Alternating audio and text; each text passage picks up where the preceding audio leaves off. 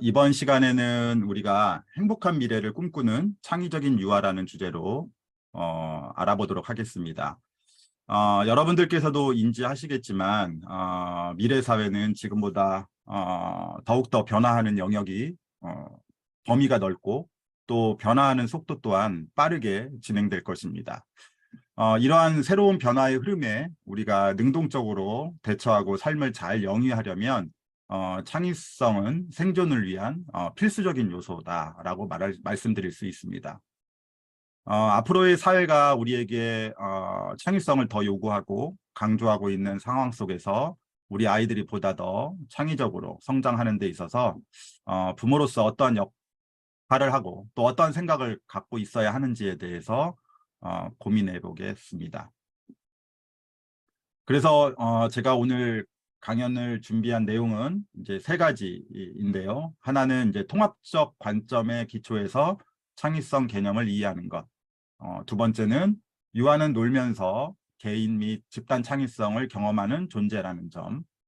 마지막으로는 자녀의 창의성 증진을 위해서 부모의 역할에 대해서 알아보고자 합니다. 먼저 창의성의 개념에 대해서 알아보겠습니다. 자, 여러분들은 창의성을 어떻게 정의하고 싶으신가요? 창의성 하면 떠오르는 어떤 키워드들이 무엇인가요? 아마 창의성을 정의하는 일은 쉬운 물음은 아닐 것이라고 생각을 합니다. 혹시 아직도 창의성은 역사 속에서 뛰어난 업적을 남긴 사람, 즉 특별한 사람만이 갖고 있는 능력이라고 생각하고는 있지 않으신지 궁금합니다. 창의성을 연구하고 있는 많은 사람들은 공통적으로 인간은 누구나 일상에서 창의적인 존재로서의 삶을 살 수 있다고 주장합니다. 역사 속에서 뛰어난 업적을 남긴 사람만이 아니라 지금 이 자리에 계신 여러분들, 또 또 우리 아이들 모두가 창의적 존재라는 것입니다. 이와 같은 주장이 좀 사실이라고 한다면 우리는 창의성을 신장시킬 수 있는 어떤 별도의 프로그램을 만들어서 더하는 식, 즉 보태는 식의 교육도 있을 수 있겠으나 인간이 원래부터 창의적인 존재라고 한다면 그 창의성이 자연스럽게 발현되는 상황을 경험하는 것 또한 매우 중요한 상황이라는 것을 우리는 알 수 있습니다. 그래서 일단은 먼저 어떤 빅 창의성, 그러니까 위대한 창의성뿐만 아니라 평범한 창의성도 있고 리틀 C, 작은 창의성도 있다라고 하는 그 개념을 갖고 저는 오늘 강연을 하려고 합니다. 지난 이제 수십 년 동안 창의성에 대한 광범위한 연구가 수행이 되었는데요. 학자들은 크게 지금 그림에서 보는 바와 같이 창의성의 요소를 인지적인 요소와 또 정서적인 어떤 요소로 이렇게 구분하고 있는데 다시 정서적인 어떤 측면을 보면 성향적인 요소와 동기적인 요소로 구분하기도 합니다. 먼저 인지적인 측면에서의 창의성을 보시면 인지적인 측면에서의 창의성은 문제 해결을 위해 다양한 관점에서 많은 아이디어를 생성해내고 또 독특한 아이디어를 만들어내는 어떤 특성이라고 보고 있습니다. 일상생활 또는 놀이 활동을 통해서 문제 있거나 또는 아이디어가 필요한 상황 속에서 자신이나 또는 다른 사람들이 가치 있다고 여기는 독창적이고 또 유용한 아이디어를 많이 생산해내고 또 발전시키는데 기초가 되는 사고를 우리는 인지적인 측면에서의 창의성이다 이렇게 말할 수 있습니다. 그래서 사고의 확장 또 수렴 이런 확장과 수렴의 과정을 통해서 문제를 창의적으로 해결하는 일 이런 것들이 이제 인지적인 측면에서의 창의성을 강조하는 부분입니다. 자, 그러면 정서적인 측면에서의 창의성, 즉 성향적인 요소와 동기적인 요소는 창의적인 사고와 행동을 발현하는 과정에서 나타나는 어떤 태도, 가치관, 성향, 동기, 흥미 이런 것들을 뜻하는 것입니다. 자, 이러한 어떤 정서적인 측면에서의 창의성은 주변에 주어진 환경 또는 맥락에서 창의적인 행동을 더 강력하게 추진하게 합니다. 자, 저는 개인적으로 유아교육은 다른 초중등 교육 분야에서 강조하고 있는 창의성 교육과 어떤 부분에서 차이점이 있어야 하느냐라고 묻는다면 저는 유아교육 분야에서 창의성 교육은 유아들의 창의성 발달과 학습 면에서 이런 성향적 요소와 동기적인 요소를 더욱더 강조하고 실천할 수 있어야 한다, 이렇게 말씀을 드릴 수 있을 것 같아요. 그래서 이런 성향적인 요소들에는 다양성 또는 복합적 성격, 또 애매모호함에 대한 참을성, 감수성 등이 있고, 또 용기, 자율성, 독창성, 이런 어떤 정의적인 측면이 강조가 되어야 하고요. 동기적인 측면에서 보면 호기심과 흥미, 어떤 몰입할 수 있는 그런 상황적인 맥락이 매우 중요하다, 이렇게 말씀을 드릴 수 있습니다. 그래서 이제 저는 창의성을 나름 이제 이렇게 정의하고 있는 사람입니다. 개인과 집단, 조직적인 차원에서의 창의성을 우리는 설명할 수 있는데, 그런 개인과 집단, 조직은 분명한 것은 사회문화적인 어떤 환경의 영향을 받는다라고 하는 것입니다. 그래서 사회문화적인 환경의 영향을 받는 개인과 집단, 조직이 특정 영역에서 요구되는 독창성, 유용성, 윤리성의 기준에 부합할 수 있는 산출물을 만들어내는 능력이다, 이렇게 말씀드릴 수 있습니다. 자, 지금까지 우리가 창의성의 개념에 대해서 간단하게 살펴봤는데요. 그렇다면 창의적인 유아는 어떤 특성을 지니고 있을까요? 한 기업의 광고를 인용해 보고자 합니다. 창의적인 유아는 시작을 좋아한다. 창의적인 유아는 노는 걸 좋아한다. 창의적인 유아는 딴기를 좋아한다. 창의적인 유아는 땀을 좋아한다. 창의적인 유아는 아웃사이더를 좋아한다. 창의적인 유아는 열정을 좋아한다. 창의적인 유아는 일을 저지르는 걸 좋아한다. 창의적인 유아는 좋아하지 않으면 만들지 않는다라고 한 기업의 광고를 인용해서 제가 창의적인 유아의 특성을 한번 기술해 보았습니다. 어떠신가요? 창의적인 행동을 자주 보이는 아이들의 모습을 잘 드러내고 있다고 볼 수 있습니다. 2006년도에 저는 이제 동료 교수님들과 함께 유아의 창의성을 측정할 수 있는 평가 도구를 개발하는 연구를 하였는데요.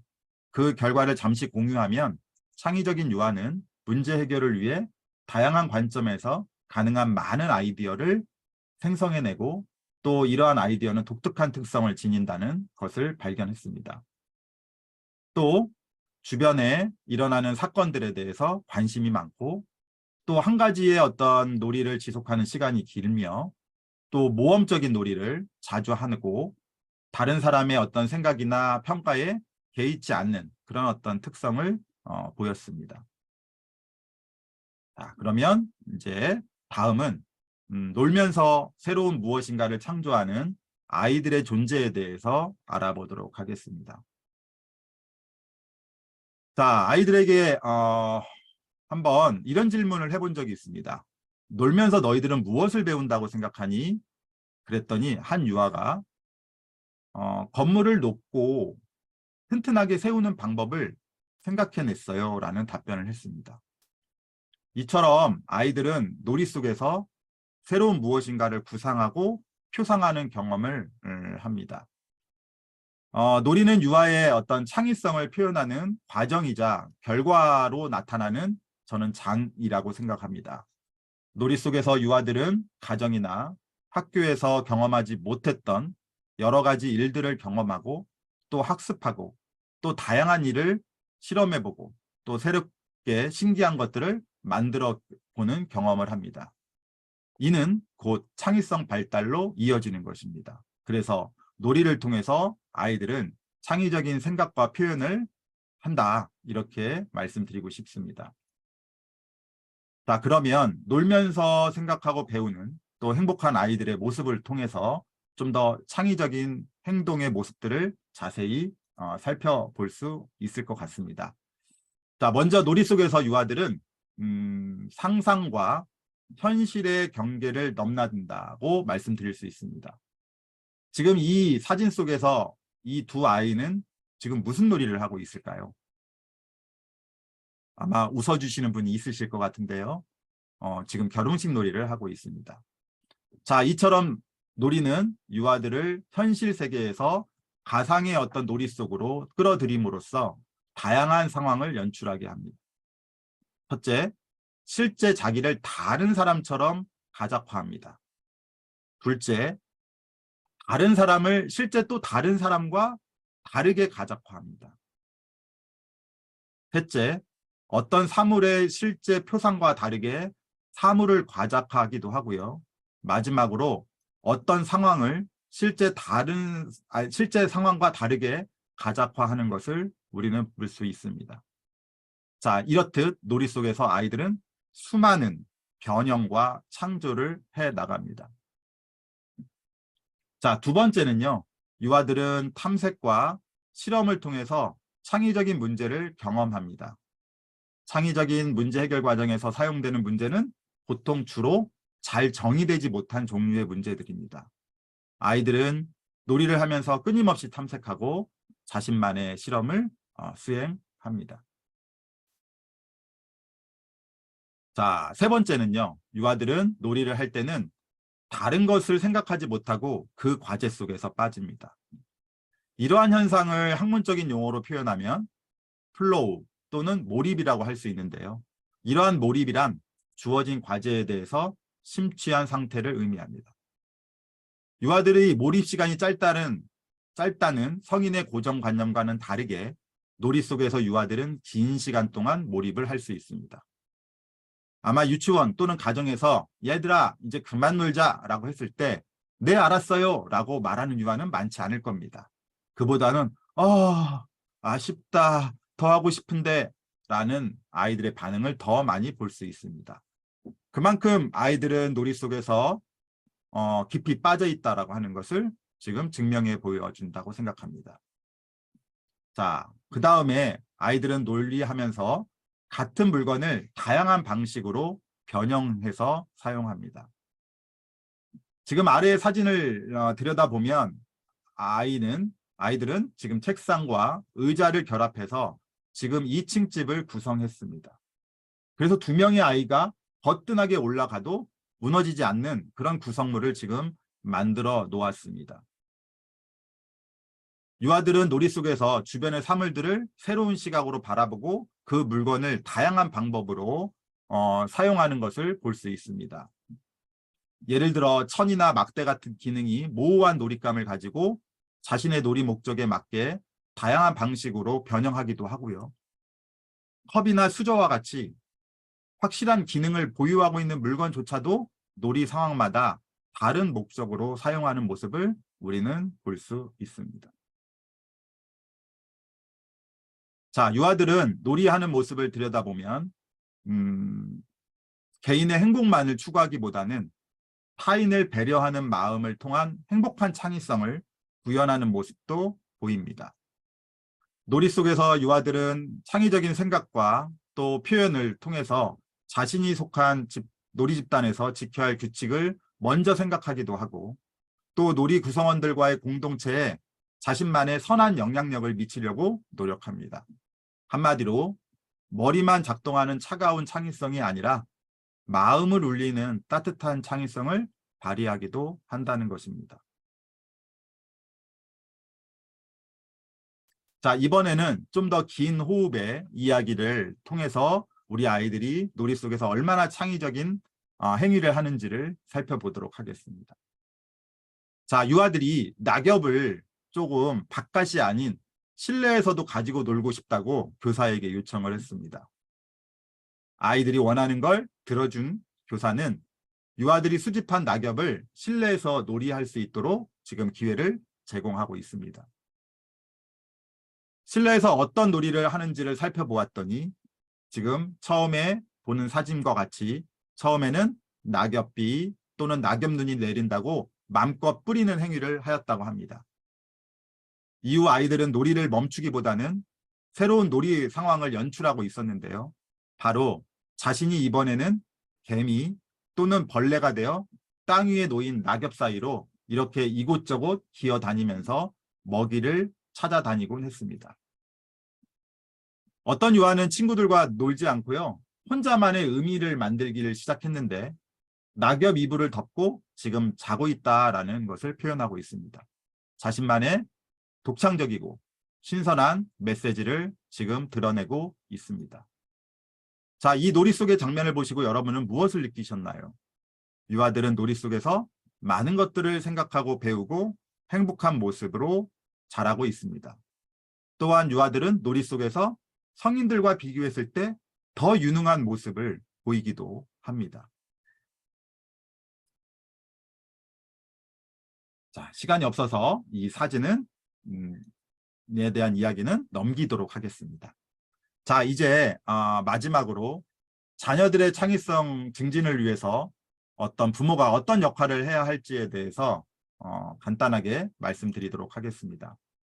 자, 먼저 부모가 창의적인 모습의 본이 되어야 한다고 생각합니다.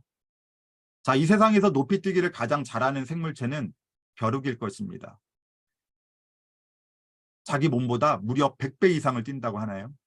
자, 이렇게 잘 뛰는 벼룩을 병 속에 가두어 놓고 있으면 벼룩은 아마 뚜껑 높이밖에 뛰지 못할 겁니다. 자, 이 강의를 듣는 여러분도 아마도 매우 창의적인 존재로 태어나고 자랐음에도 불구하고 창의성을 발휘하지 못하는 우리 문화 속에서 자라서 스스로 내가 창의적이지 못한 존재로서의 삶을 살아가고 있는지 한번 점검해 볼 필요가 있다고 생각합니다. 혹은 내가 내 자녀의 창의성을 방해하는 이러한 뚜껑의 역할을 하고 있지는 않는지 우리가 성찰할 필요는 있다고 생각을 합니다. 자, 두 번째는 모든 것들을 부모가 해주려고 하는 양육 행동보다는 자녀를 독특한 인격체로 보고 유아가 스스로 선택해서 다양한 것들을 이렇게 시도해 볼 수 있는 허용적인 가정 분위기를 마련해 줄 수 있어야 할 것입니다. 자, 세 번째는 자녀가 마음껏 놀 수 있는 물리적 또는 시간적 환경을 마련해 주는 것입니다.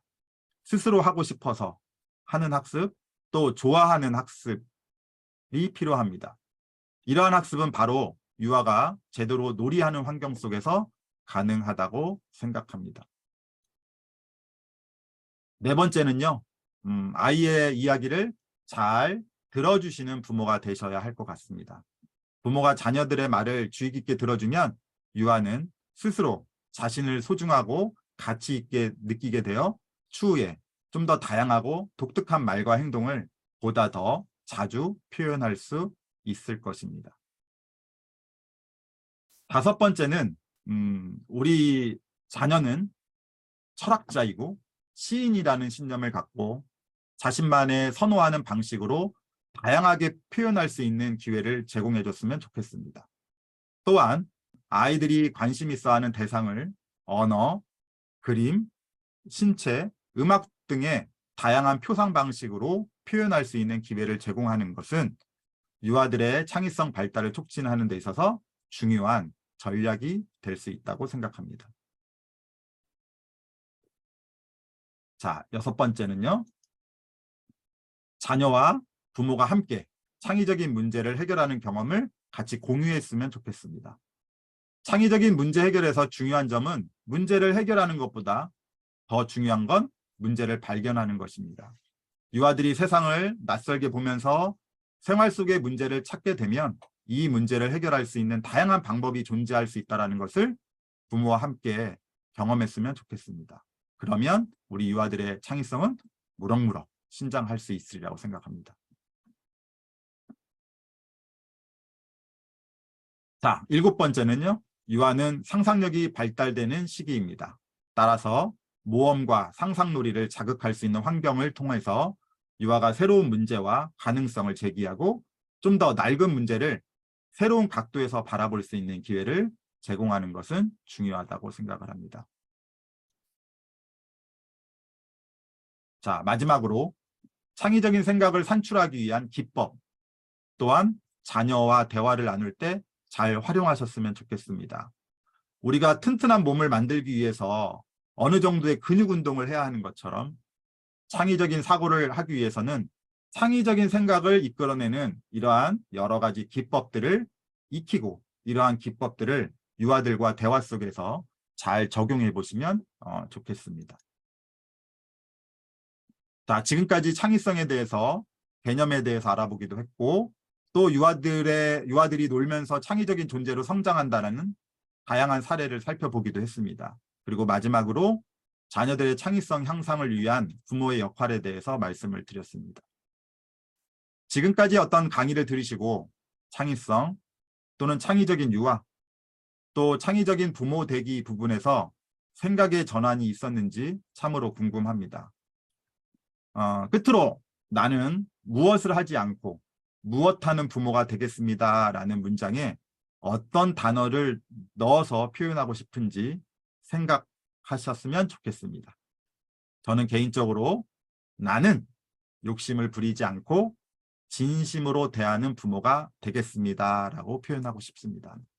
자, 짧은 시간 동안 경청해 주신 우리 학부모님들께 감사하다는 말씀을 전합니다. 네, 이상으로 강연을 마치도록 하겠습니다. 예, 김호 교수님 감사합니다. 예, 정말 말씀하신 것처럼 짧은 시간이어서 예, 준비하신 것들을 좀 충분히 설계해 주실 수 있었는지 좀 죄송하기도 합니다. 예, 혹시 김호 교수님께 그 질문 남겨주실 분들은 채팅창 통해서 질문 남겨주셨으면 좋겠습니다. 예, 질문 그 남겨주시는 동안 간단하게 다시 한번 좀 안내 말씀드리도록 하겠습니다. 저희 그 아이누리 포털에서 실시하고 있는 부모 연수는 부모님들을 대상으로 한 연수는 오늘 처음 시작이 되었습니다. 예, 오늘 지금 오전 10시부터 11시까지 지금 1차로 진행을 하고 있고요. 2차는 1시간 뒤인 12시부터 1시 사이에 동일한 방식으로 유튜브 채널을 통해서 송출을 될 예정입니다. 그리고 저희 아이누리 포털 통해서 링크 타고 들어오실 수 있습니다. 오전이랑 오후는 연결이 되지 않으니까요. 여기서 강연 마치시면 새로 접속하셔야 되고 그 다음에 다음 주 월요일 21일 그리고 24일 목요일에도 동일한 시간에 나머지 그 부모 연수 내용들이 있으니까요. 관심 가지고 찾아오셨으면 좋겠습니다. 질문 하나 뭐 소개를 드리겠습니다. 교수님 그 가정에서 창의적인 생각을 산출하는 기법을 좀 예를 들어서 설명을 해 주실 수 있는지 여쭤보셨거든요. 그래서 그러면 다시 한번 화면 공유를 하겠습니다. 제가 지금 잠깐만요.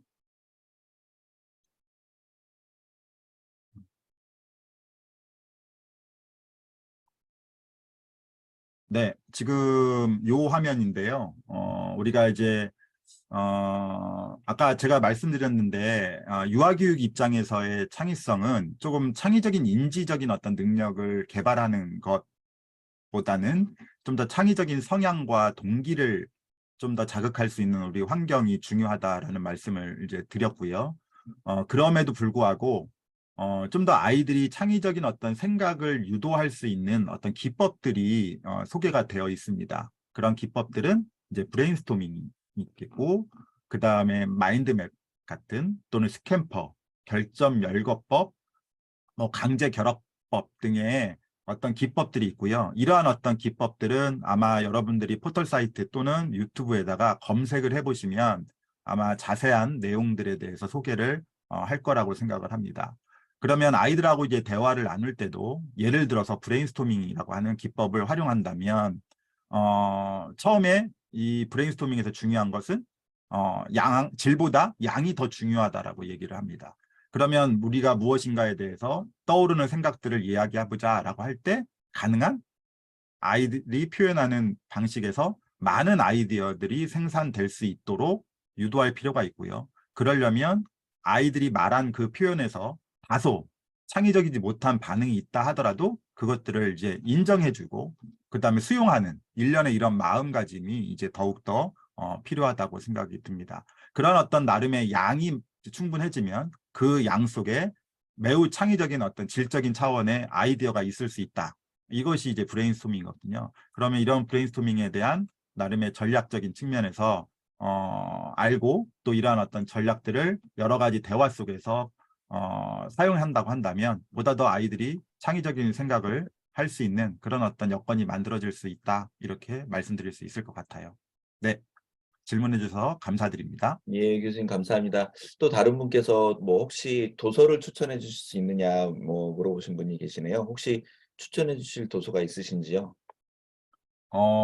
도서라고 하면 일반적으로 창의성과 관련된 문헌을 이야기하시는 건지, 아니면 아이들을 위한 창의성에 관련된 책을 의미하는 건지, 일단은 구분이 잘 안 되는데요. 저는 이제 개인적으로 제가 좋아하는 창의성 학자 중에 한 사람이 칙센트 미알리라고 하는 사람인데요. 창의성에 대한 즐거움이라고 하는 책을 썼던 저자의 책을 한번 소개해드리고 싶습니다. 왜냐하면 그 저자는 창의성은 무엇인가라는 질문을 답한 것이 아니라 창의성은 어디에 있는가라는 그 질문에 대해서 답을 하고자 했습니다. 그래서 배인이라고 하는 체계 또는 영역이라고 하는 체계 또는 문화라고 하는 체계가 잘 작동이 되었을 때 우리 창의성이 온전하게 발현되는 것이다 라고 이야기를 했고요. 아이들의 창의성을 증진시키는 데 있어서 저는 중요한 어떤 매개체가 될 수 있는 건 그림책이라고 생각을 합니다. 아이들은 문학적인 이야기뿐만 아니라 그 그림 속에서도 다양한 생각을 하고 또는 독특한 어떤 표현법을 익힐 수 있기 때문에 한 권의 그림책을 가지고 함께 이야기 속에 내재된 경험을 함께 나눈다고 한다면 그 자체가 아이들의 창의성을 증진시킬 수 있는 매우 중요한 도구이자 전략이 될 수 있다. 그렇게 말씀드릴 수 있을 것 같습니다. 예, 뭐 모든 질문하신 부분들을 다 답변해 주시기는 어려울 텐데 마무리로 뭐 한 세 가지 질문들 말씀드리면 예, 하실 수 있는 부분만 좀 골라서 부탁드리겠습니다. 지금 뭐 유치원을 어떤 유치원을 다니는지 그 음, 기관의 영향과 부모의 역할의 영향이 창의성에 더 영향을 부모님일까 기관일까 물어보신 분이 계셨고요. 그리고 미래 4차 산업혁명 시대에 창의성이 왜 중요하겠느냐 뭐 이렇게 좀 물어보신 분이 계셨고 또 그다음에 인성 부분에 대한 고민이 많은데 창의성이 인성과도 연관이 있을까 이렇게 좀 질문들 해주셨습니다. 시간이 좀 촉박해서 뭐 다 답변을 못 해주시더라도 교수님께서 좀 언급해 주실 분이 있을까요? 네, 일단은 창의성과 인성은 뗄 수 없는 것입니다. 그러니까 창의성은 개박하고 뭔가 남을 피해를 주는 것이 창의성이다라고 하는 그런 관념은 이제 잘못된 관념이고요. 어떻게 보면은 아까 전에 창의성에서 되게 중요한 특성 중에 하나가 독특함 뿐만 아니라 유용한 겁니다. 그리고 윤리적으로 가치가 있어야 한다는 거고요. 그리고 아이들의 놀이하는 모습을 보면 여유로우면 아이들이 무엇을 하냐면 놀이 속에서도 남을 배려하는 창의성을 충분히 발휘한다. 라는 말씀을 좀 드리고 싶습니다. 그리고 한 가지 질문이 이제 부모의 영향이 더 클 건가, 교사들의 영향이 더 클 건가에 대한 부분은 제가 연구를 하지 않았기 때문에 말씀을 드릴 수는 없습니다만 분명한 것은 부모의 영향력도 있고 교사의 영향력도 함께 있습니다. 제가 박사학위 논문으로 교사 변인과 유아들의 창의성 발달 간의 어떤 차이를 이제 알아보는 연구를 했었는데 그 당시에 교사의 영향력이 상당히 큽니다. 그래서 교사가 어느 정도 창의적인 존재인지 그리고 또 창의성에 대해서 얼마나 교수 효능감이 높은지 또 창의적인 어떤 창의적인 행동, 교수 행동을 얼마나 발휘하고 있는지에 따라서 그 학급의 아이들의 창의성의 정도가 상당히 많이 달라졌다라고 하는 점을 말씀을 드리고 싶고요. 그리고 제가 두 번째 질문이 무엇이었죠? 예, 뭐 두 가지 질문 다 답을 해주셨고 미래 시대, 예, 4차 산업혁명 시대에 음, 창의성이 왜 중요하겠는가 뭐 이렇게 음. 물어보셨습니다. 네, 뭐 아시겠지만 이제 미래 사회는 좀 더 도전적이고 그다음에 혁신적인 사고가 더 필요한 것 같아요. 여러분들이 어떤 광고에서 보셨다시피 달을 볼 수 있는 방법들은 수없이 많죠. 달을 자세하게 볼 수 있는 방법은 어떤 이는 망원경의 성능을 더 높여서 나는 달을 자세히 보겠다라는 사람도 있지만 이제는 좀 더 망원경이 아니라 내가 직접 달을 직접 보겠다라고 하는 뜻으로 탐사선을 만들 수 있어야 하는 어떤 사람으로 우리는 길러내야 된다고 생각을 합니다. 그러기 위해서는 조금 더 혁신적이고 도전적인 생각과 성향을 갖는 아이들로 길러내는 것이 좀 더 미래 사회에 우리 아이들이 삶을 잘 영위하는 존재로서의 삶을 살 수 있지 않을까라고 생각이 듭니다.